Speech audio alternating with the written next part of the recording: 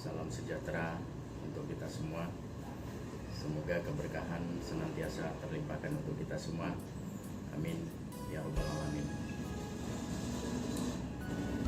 Rekan-rekan, saudara, sesama anak bangsa dimanapun berada, berikut ini adalah tata cara, tahapan, dan mekanisme membentuk struktur pengurus perwakilan LPPK baik di tingkat kecamatan, kabupaten, maupun kota madya dan kota di seluruh wilayah NKRI, Negara Kesatuan Republik Indonesia. Adapun langkah yang pertama, tahapannya adalah rekan-rekan bisa mengirimkan data diri, data calon pengurusnya yang berjumlah minimal 8 orang, yang terdiri dari ketua, wakil, sekretaris, bendahara, dan 4 orang kepala divisi. Kepala divisi di sini diantaranya yang pertama adalah ke divisi pengaduan masyarakat atau divisi Dumas, yang mana memang di dalamnya harus berisikan dan beranggotakan jajaran rekan-rekan praktisi hukum, sekalipun dia belum menjadi advokat, tidak ada masalah. Adapun divisi yang kedua yaitu divisi investigasi.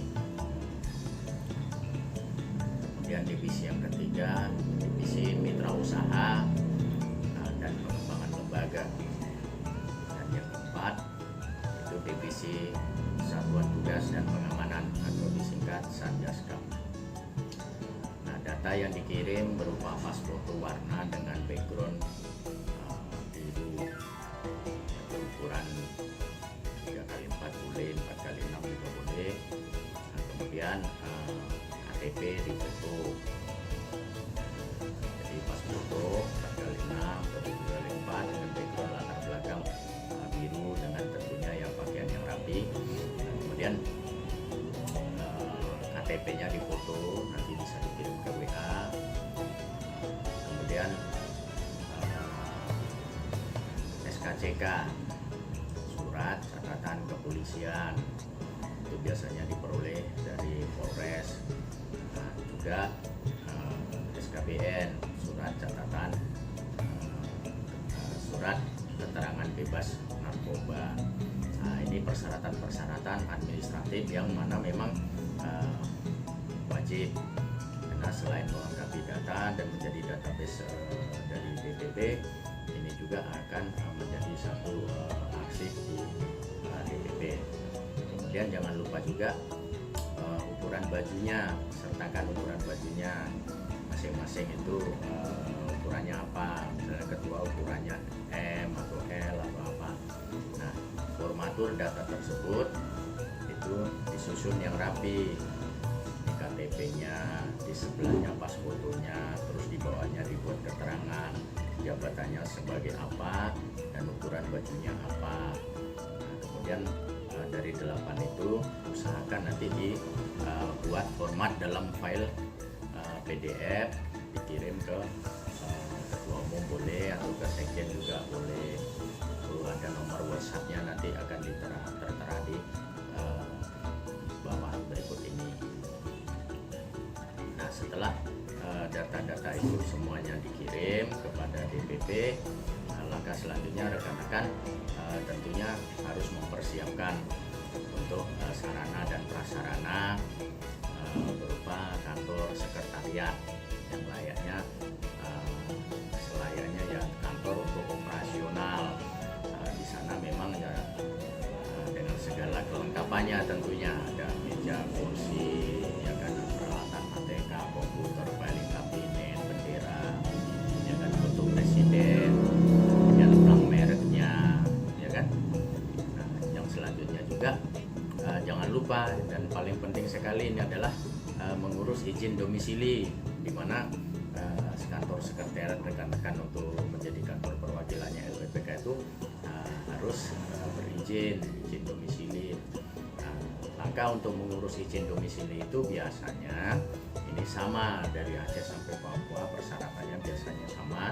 Itu cukup dengan KTP ketua dan KK itu fotokopi, kemudian bersama profil dari lembaga kita LPPK.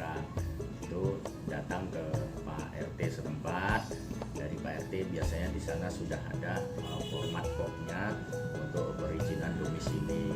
Dari Pak RT nanti dibawa ke Pak RW untuk ditandatangani. Nah, kemudian dibawa ke kantor desa atau kelurahan.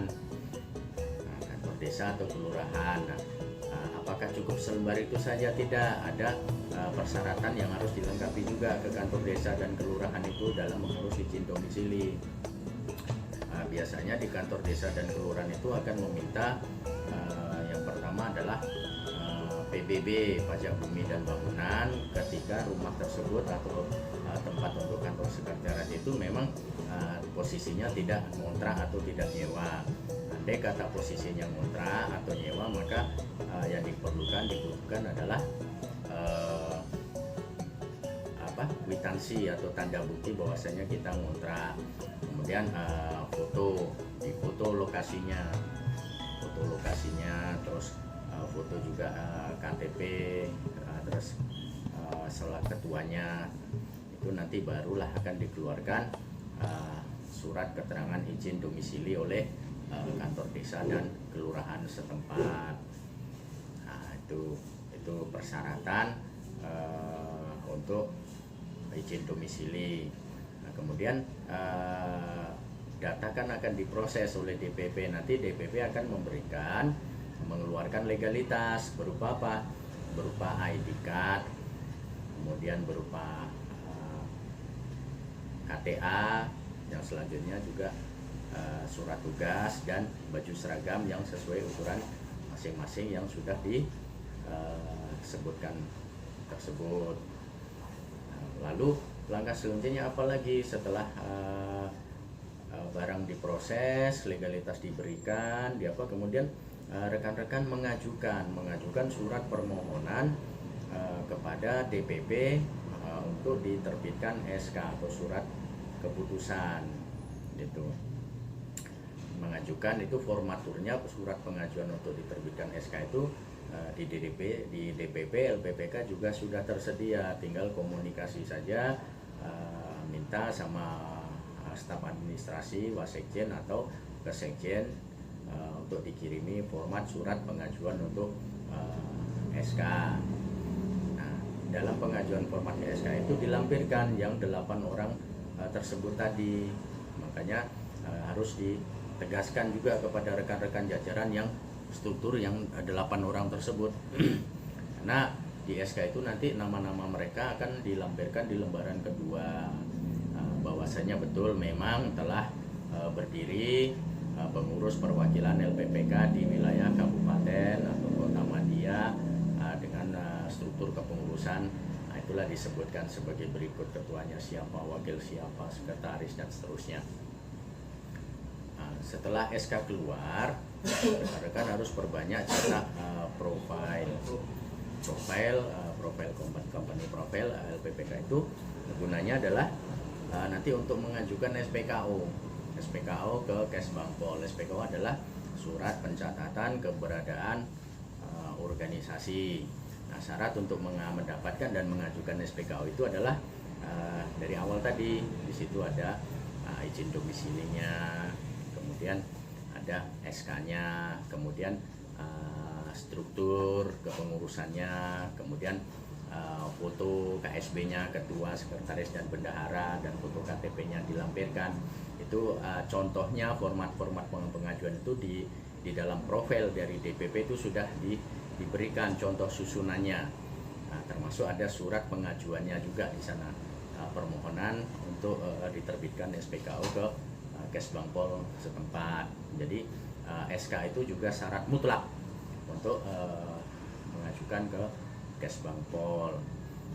nanti Kesbangpol juga akan mengadakan survei, akan mengecek kebenaran fakta realnya tentang kantor sekretariat kita. Mereka dari Kesbangpol akan cross check itu apakah betul sesuai dengan yang dilaporkan. Fisiknya beliau akan cek. Nah, setelah dinyatakan oke, barulah nanti SPKO akan dikeluarkan.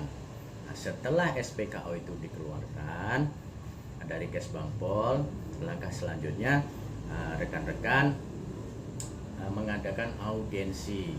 Audiensi ini bahasanya memperkenalkan, ulun-ulun atau permisi, menandakan bahwasanya LPPK sudah berdiri di wilayah kabupaten dan kota Madia tersebut. Nah, audiensi ini pihak mana-mana saja yang harus diaudiensi? Itu yang wajib ada 9 instansi pemerintah yang terkait. Yang pertama Polres, Kodim, Bupati atau Wali Kota, kemudian dinas-dinas, dinas kesehatan, dinas perhubungan, ya kan? Kemudian dinas perindustrian dan perdagangan, BPOM dan OJK jika di wilayah tersebut ada OJK-nya, dan jangan lupa pengadilan negeri setempat. Nah, itu format untuk pengajuan untuk beraudiensi itu juga ada lembaran surat cara pengajuan untuk audiensi. Nah, perkara nanti para instansi tersebut belum merespon atau belum memanggil untuk berapa, ya nggak usah terlalu dipikirin. Artinya intinya yang penting kita sudah melayangkan surat pengajuan audiensi yang disertai profil dan struktur kepengurusannya. Namun biasanya instansi-instansi itu tidak akan lalai lah biasanya. Ini hanya masalah waktu, bisa jadi seminggu, 2 minggu atau 3 minggu kemudian baru akan dikonfirmasi akan diundang rekan-rekan. Nah, saat beraudiensi itu apa-apa saja yang perlu dijelaskan kepada mereka? Yang perlu dijelaskan biasanya pertanyaannya nggak jauh-jauh itu. Pertanyaan para instansi itu beliau hanya ingin tahu LPPK itu apa.